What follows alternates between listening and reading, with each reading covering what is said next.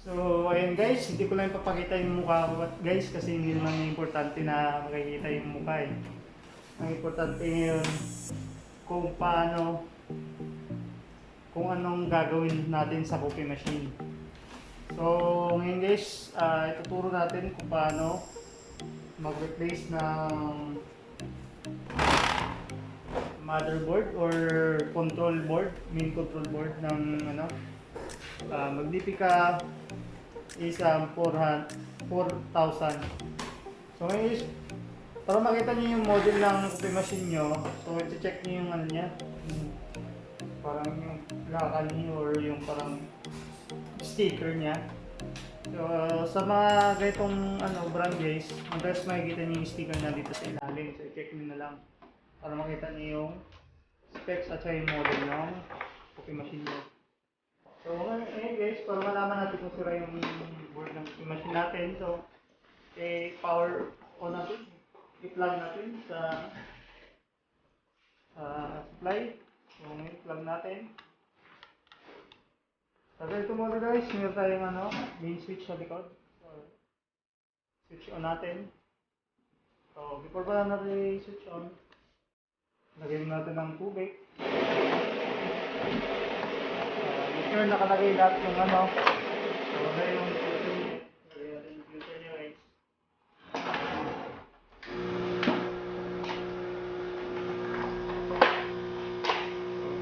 Bago pala natin testing yung machine, make sure na kompleto yung component niya. Kompleto yung mga parts niya. So double check natin. So ngayon, naka-plug na yung natin, power. Switch on na natin. May tubig na rin tayo.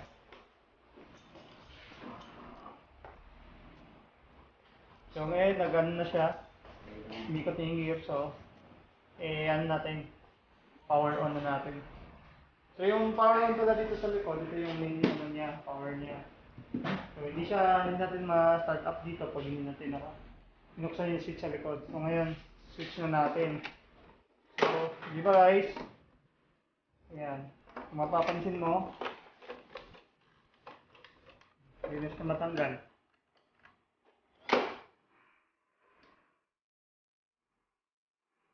Yun. So ito yung problema niya guys. So, dinouble-check na kasi natin to guys. Sira yung control niya. So ngayon magpapalit tayo ng control guys. So bago lahat pala, bago natin palitan, so hindi natin matanggal yung brewing unit niya kasi bumaba. So ang gagawin natin guys,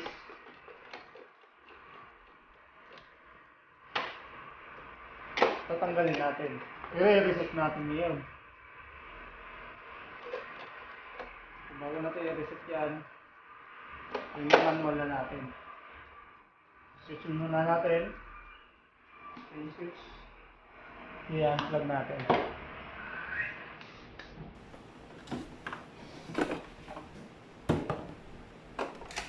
Ngayon, ma-reset diba? So, manual natin siya guys.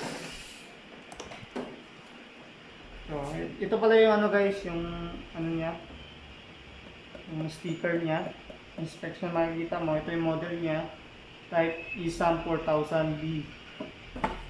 Ayan, doon mo makikita. So kung meron kang order ng parts, so ito lang sasabihin mo, and then yung pyesa na mo, na order mo.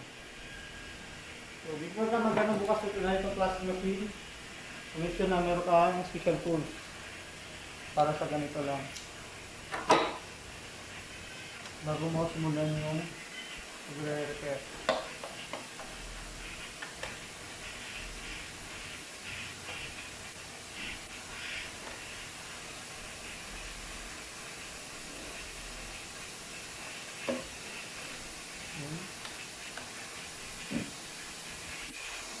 Ito guys, tinating ko lang ito pero nagset ko na ito.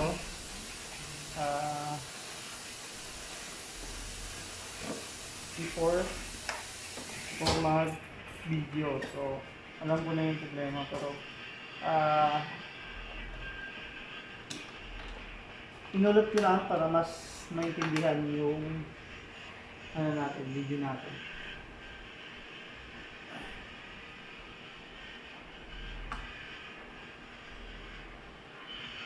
Ayan.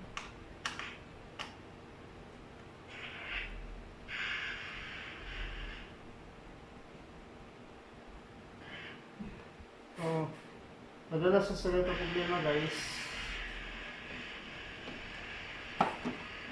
stuck up. So may problema sa control.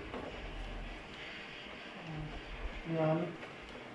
I-reset muna natin dito bago tayo sa control, sorry. So makapansin nyo yan guys, yung ano na yan, belt na yan. So, pag nag-reset tayo guys, nasa baba yung ano, diba, yung infuser. So, double check natin. Ito yung infuser niya, kung sa baba. So, gagawin natin, i-aakyat natin siya. So, pag pa-aakyat guys, counterclockwise. Ganun. Yun ang gawin mo. Counterclockwise. So, check mo siya. Check mo kung umangat siya. Ito rin. Ulitin natin ulit. Counterclockwise. Kita ba? Counterclockwise. Hanggang bumalik siya sa dating position niya. Yun, nakukutan natin yung ano. So guys, pag nag-encounter kayo ng ganun, yung issue, so huwag nyo nang pilitin dahil yung ano, yung reviewer kung alin ng part, ano niya, accessories niya, o mga parts niya. Kasi sisirahin nyo lang yung machine. So ngayon natanggal na natin. Hindi pa natin siya ma-remove. Kaya kulang pa. Ano pa yung pag-ano natin. Yan. Kikita natin guys itong part na ito umangat.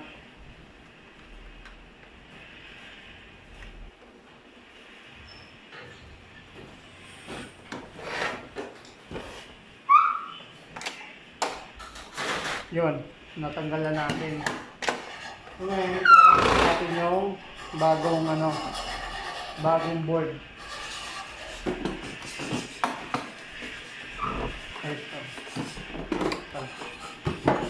Kakabit na natin yung bagong board. Ayan. Tanggal natin. Kapag start tayo ng board, tanggal lang natin yung dalawang tornilyo. Kahit di na natin tanggalin lahat ng ano, tornilyo. Board lang naman. Ngayon. Yan na sira. Yun. May nagpupukpuk sa gilid natin. Ayan na. Ayan. Ayan. So guys, kung hindi nyo kabisado yung wiring ng ano nyo, yan.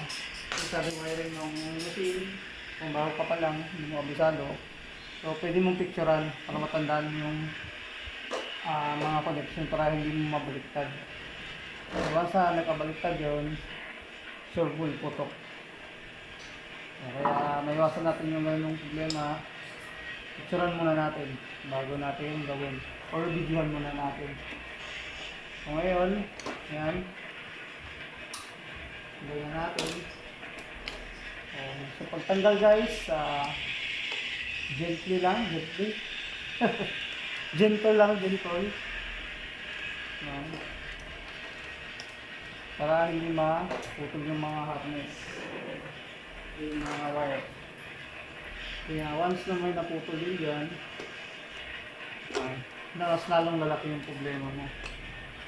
So, yun lang. Tanggal. Ayan yung isa. Ayan.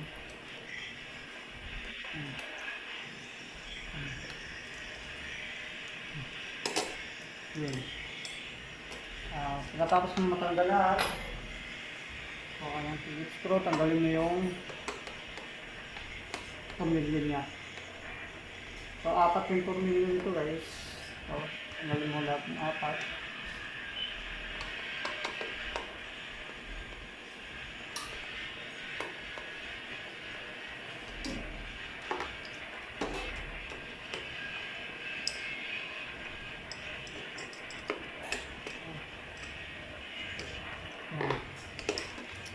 natanggal na natin yung sarang control board. Ngayon, palitan na natin ng bago. Yun. Ngayon, tanggal natin yung sticker.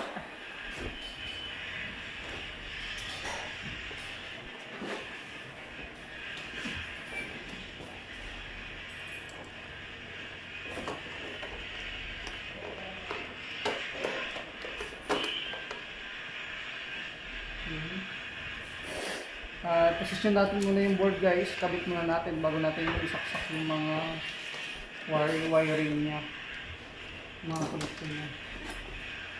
Posisyon muna natin para hindi siya gagalaw-galaw.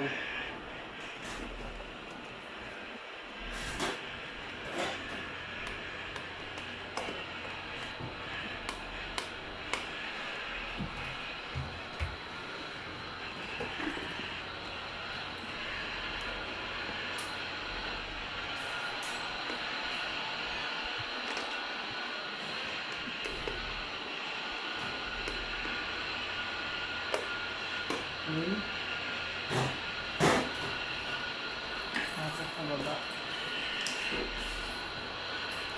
Kaya yung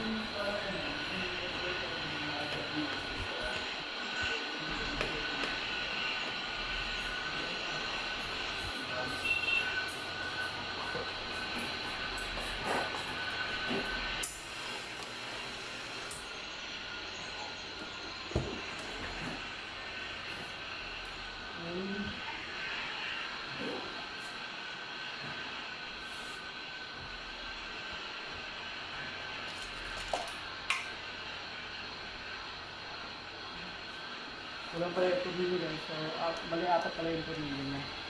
Balik natin yung kulang.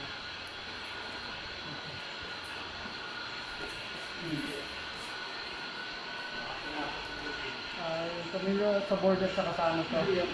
Dito sa clip ng mga wire. So, ngayon nakabutan natin yung board guys. Kabutan natin yung board. Yan.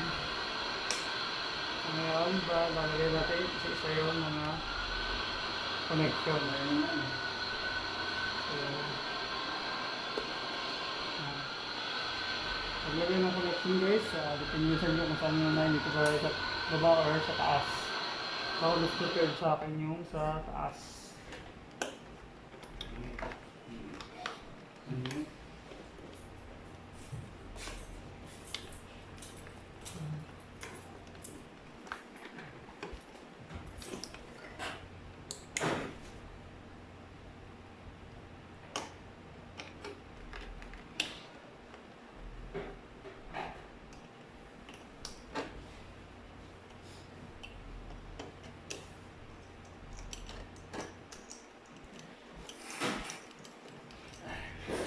Yun. So, ulitin ko guys, bago niyo tanggalin yung wiring, picturean muna para at least kung hindi nyo kabisado meron kayong babalikan.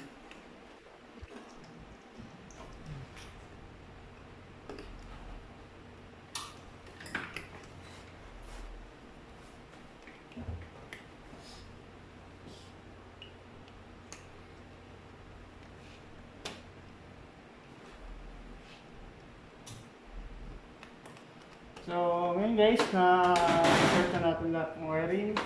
Double check natin ulit kung meron bang kulang, meron bang hindi nasaksak. Yun, all is well naman, all goods naman lahat. So, gawin natin. Kung natin siya isara guys, testing muna natin guys para hindi tayo magbukas-bukas ulit. Ulit. Yun. Pag-finish natin guys, balik natin yung mga parts niya, mga accessories niya. Yung may tubig yung water tank, yung tray at saka yung waste container niya. So, nakakabit na lahat. So Power on natin. Okay, saksak na natin na power supply. Okay. So, switch on natin.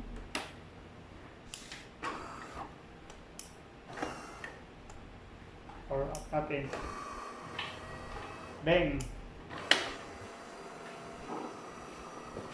So, para malaman natin guys kung okay na yung machine, pagkapihin natin.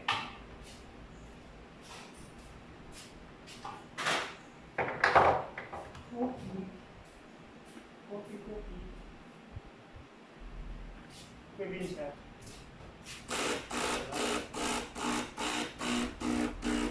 Pwede siya.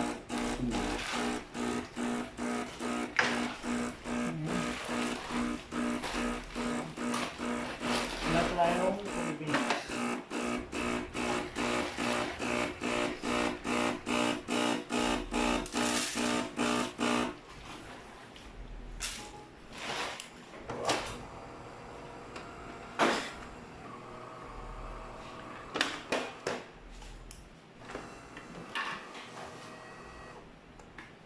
Ayun, ready na yung coffee machine guys. Indicator pala kung naka-ready na yung coffee machine natin guys. Wala siyang error, walang naka-ready dito. Tsaka naka-steady light, yellow green na yung ilaw. Yun.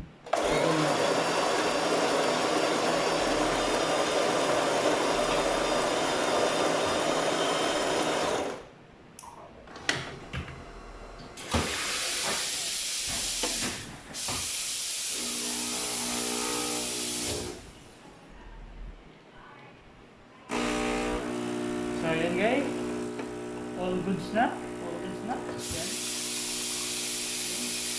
Napakaganda ng preno.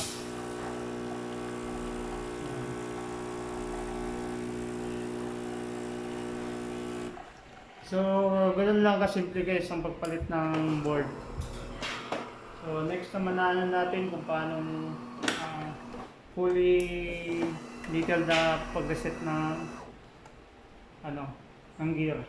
So, dito na natin tatapusin na natin yung video. Salamat sa panonood.